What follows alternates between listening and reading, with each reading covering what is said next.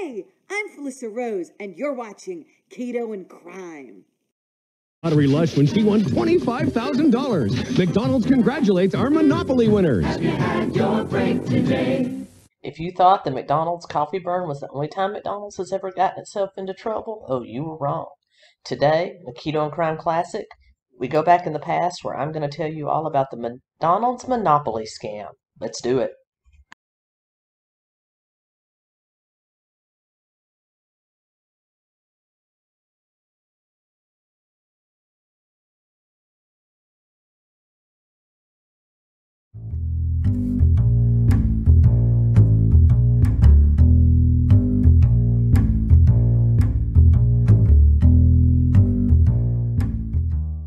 Hey everyone, welcome to Thought Crime and Keto and Crime. Today, I've got a very interesting case for you. The case of the McDonald's Monopoly scam.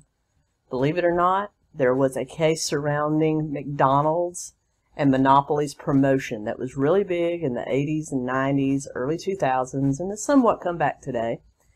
But yes, there was a scam that defrauded McDonald's out of over $24 million, and we're going to get into that today.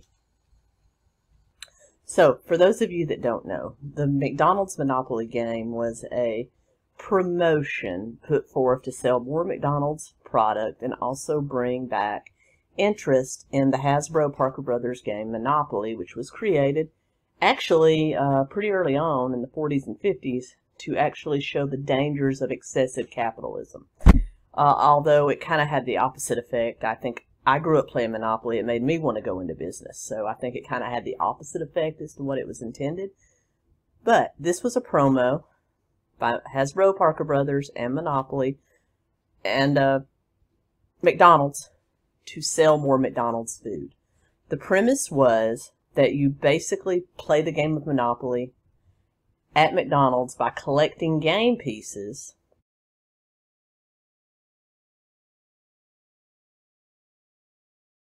based on the famous Monopoly board that were at first stuck only on McDonald's medium and large fry containers.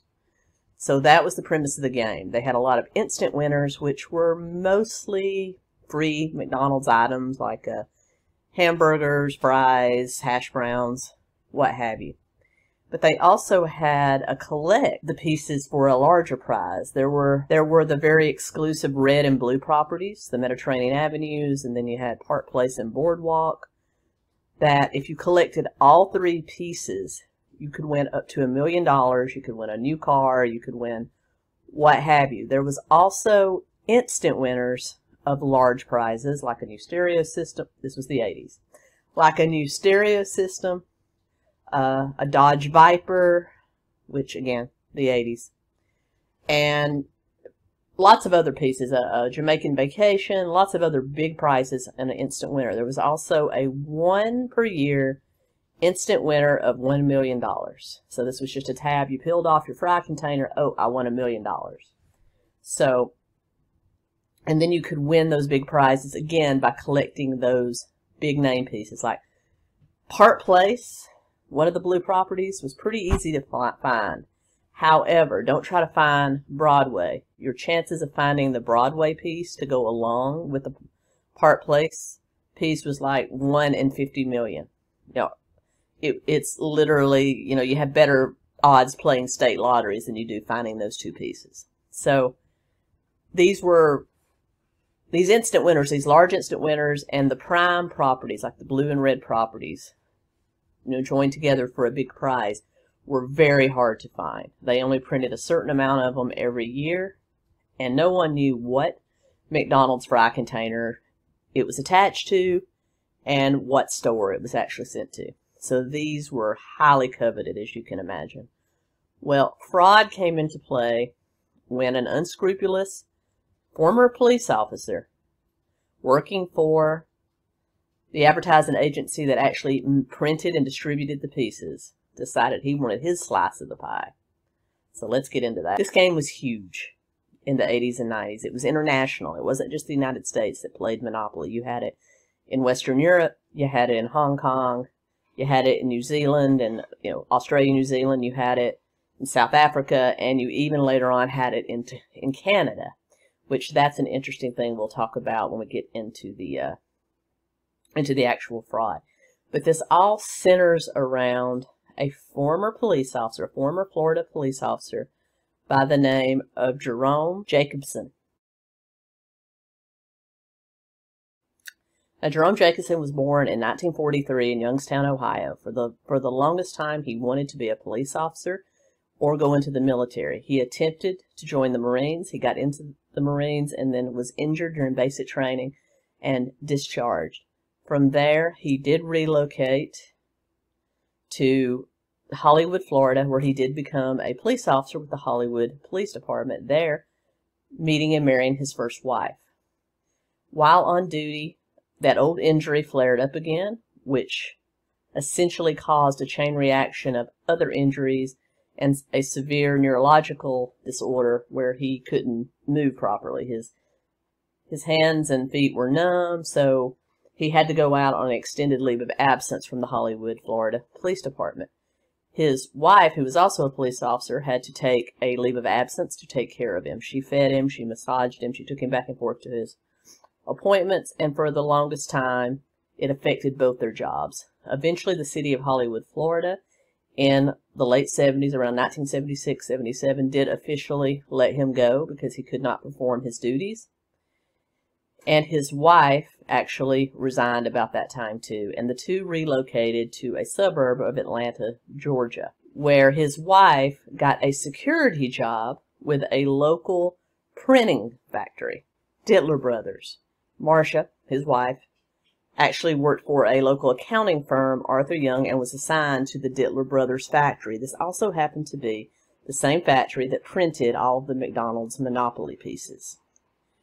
While there, she kind of sweet-talked not her own Arthur Young, but 𝗙𝗵𝗃 brothers themselves, who were in need of more security staff, actually kind of sweet-talked them into giving Jerome, or Jerry as we're going to call him, a chance to work in security there. They hired him, and for a long time things went well until Marcia and Jerry's marriage took a downplay and they started arguing a lot at work. Marcia was reassigned by Arthur Young to another client to do their auditing, and Jerry remained with 𝗙𝗵𝗃 brothers.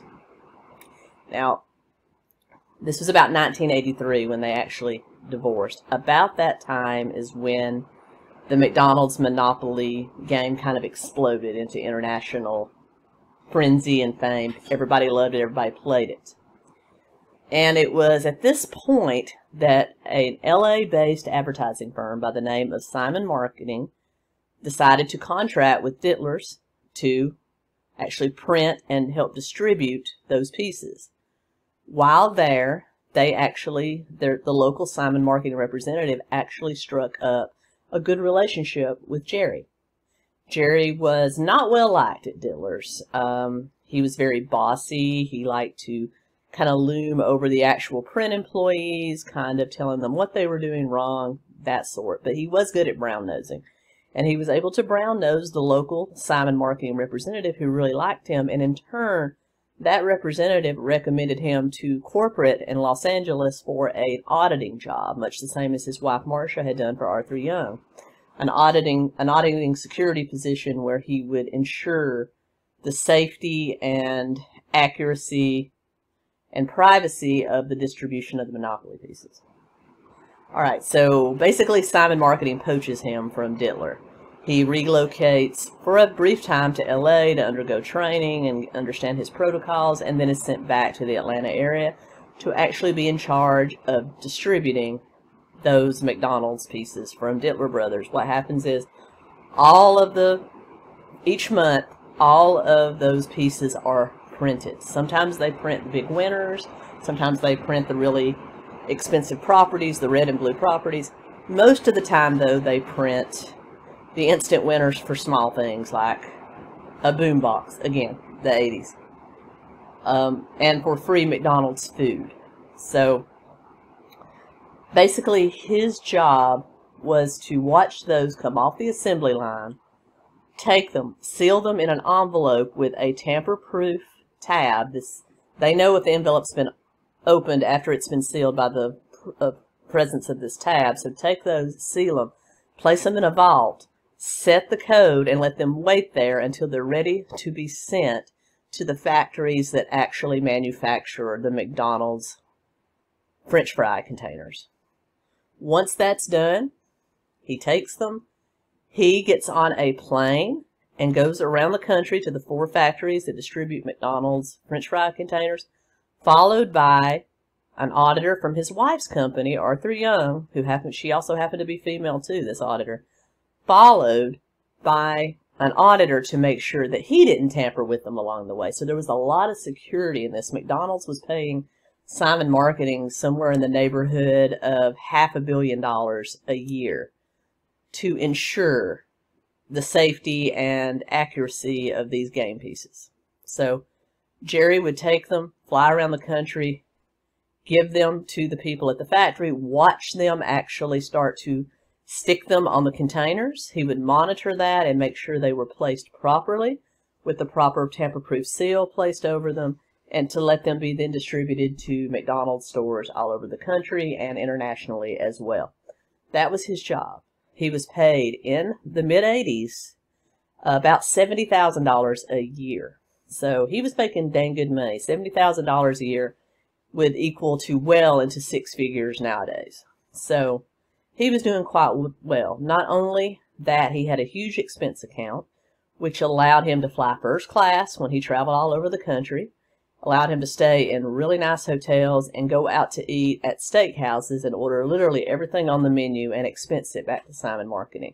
In the meantime, the auditor from Arthur Young that was following him flew coach, stayed in small hotels, and ate McDonald's to keep an eye on him. So something wrong with that situation. But anyway, while he was doing this job, he got to thinking how great it would be if he actually was able to go to a McDonald's and find this winning pieces. However, there was a caveat to the whole McDonald's thing. If you worked for the McDonald's store, if you worked for corporate McDonald's, if you worked for Simon Marketing and even Dittler Brothers or Arthur Young, anybody attached to these pieces, manufacture, placement, distribution, you could not win the Monopoly game. So he was immediately disqualified from winning. So he knew that that would never be a possibility.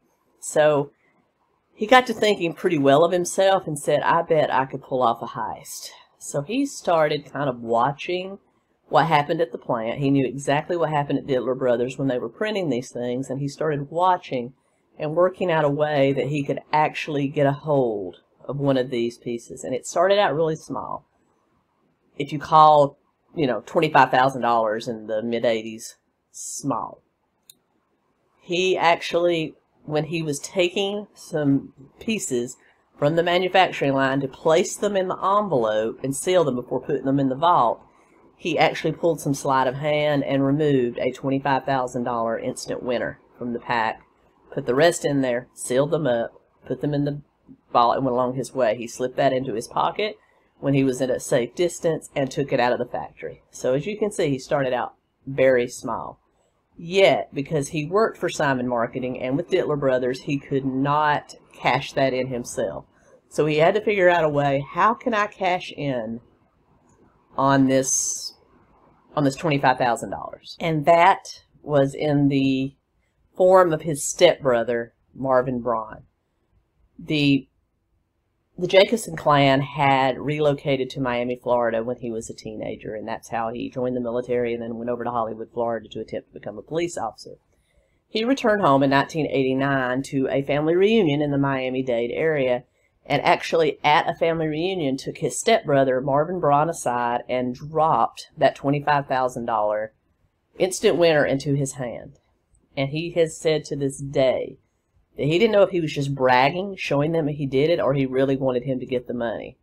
But of course, his stepbrother wanted in on the thing, so because they were stepbrothers and he lived all the way across the country in Miami, Florida, there was no danger of him not being able to cash in the instant player, which he did, and then paid Jerry a few $1,000s out of it. So he realizes at this point he's on to a moneymaker. How can I do more of this? He felt it was too much of a risk to do what he did at the factory and pull some sleight of hand. He was just lucky there happened to be a $25,000 instant winner within his grasp. So he decided that there must be another point along that logistics supply train from factory or print shop to McDonald's that he could pilfer these pieces. And he found the loophole because the auditor from Arthur Young that was following him was a female. So there was one part of the journey that she could absolutely not follow him. He was too scared to do it on the plane, even though he was in first class and she was in coach, because you have prying eyes all around and they would see that. Plus, you had the problem of those tamper-proof seals. However, to this day, whether it was a mistake or somebody he knew, he received a strange package at his home in suburban Atlanta from Hong Kong. It was the same company that actually printed those tamper-proof seals for the envelopes. He opened it up and it was a package of those. So, problem solved. He would go to the men's restroom in the airport after landing in whatever city they were in. He would go into the men's room, take the open the envelope, take out the game pieces, remove all of the big winners, replace them with small winners, reseal the envelope, and walk out as if nothing had happened. Auditor never saw a thing. I don't think you could get away with it nowadays, but he was able to. And from there, he decided, I'm going to sell these game pieces to people that need the money. His first client, besides his stepbrother, was in late 1989. His local butcher gave him a $10,000 instant winner, and he immediately had a friend of his cash it in. He paid the friend $2,000. He paid Jerry $2,000, and all was happy. So for a long time, he would do this on a very small scale, giving them out to friends and neighbors, but having them always have other people claim them. He even gave away a few of the $1 million pieces, but he would demand payment up front, which means a lot of these people that he knew were doing things like selling cars, mortgaging homes to get the money to buy these game pieces. And so for a long time, it went over real well until early 90s, a 17-year-old McDonald's store employee in Sheboygan, Wisconsin, was arrested and for stealing over 3,000 Monopoly game pieces from his local store. He would simply peel them off the backs of the fries before he handed them to the customers. So once that happened, new security measures were put in place. So McDonald's started a new trend where instead of affixing the pieces to the fry containers, they would now offer the pieces over the counter on a secured locked roll that only shift supervisors and managers had a key to. Once that happened, Jerry was effectively put out of business in his current model because there was no way he could open those rolls and remove pieces and scroll through them all looking for pieces until he found the correct ones. So he was efficiently out of business. So for several years, up until mid-90s, he wasn't really able to run his scam until a chance meeting in an airport. In 1995, he met 𝗙𝗪𝗀𝗀𝗀𝗀 in an Atlanta airport waiting for an exchange. They both kind of talked about what they did, and he realized that this was the same 𝗙𝗪𝗀𝗀𝗀𝗀 of the famous Columbo, New York City crime family. And he kind of confided in him what was going on, and Columbo basically told him, I'll help you find people to mine these pieces, basically. We'll find clients all over the country that are not connected to each other, and we will basically run this scam together. You'll have the protection of my family, and we'll be able to run this. But in the meantime, there was still that problem of McDonald's now securing them to rolls under the counters. However, there was a huge demand for the game that same year, and McDonald's decided to do away with the roll, and they started affixing them back to fry containers. They also moved that to also cup and things like hamburger containers and hash brown containers. So they ramped up because there was a huge demand for the game. Once that happened, Jerry knew he was back in business, so he again contacted Colombo and said, hey, let's do this. In the meantime, though, Jerry decided to, do it himself again for a while, still having those same tamper-proof labels that had been accidentally mailed to him. He actually sold another big winning ticket to the same butcher that he had sold to before. He gave him a $100,000 instant winner, out of which he wanted $45,000. Same thing happened. He had a friend go get the money for him, but instead of giving Jerry the actual $45,000 he requested, he only gave him $4,000 and kind of screwed him, because what was Jerry going to do? Complain to the police that he was kind of out of luck? In the meantime, he did ramp up with Colombo. They started recruiting basically couriers to go all over the country, and they would meet these couriers in a central location between New York and Georgia in a town ironically named 𝗟𝗡, South Carolina.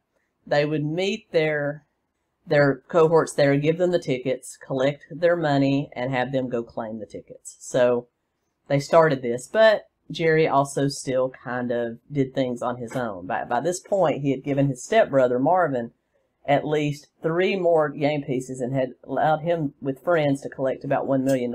So you can say that the money was growing on the Jacobson family tree, so to speak.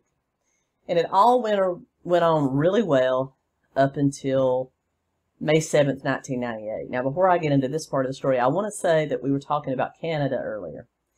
While at his job at Simon, he learned that there were never any big prizes distributed north of the border. What he means is that Canadians were basically barred from winning the big prizes. And he supposedly collected documentation of this and kept it in a safe deposit box as a get-out-of-jail-free card.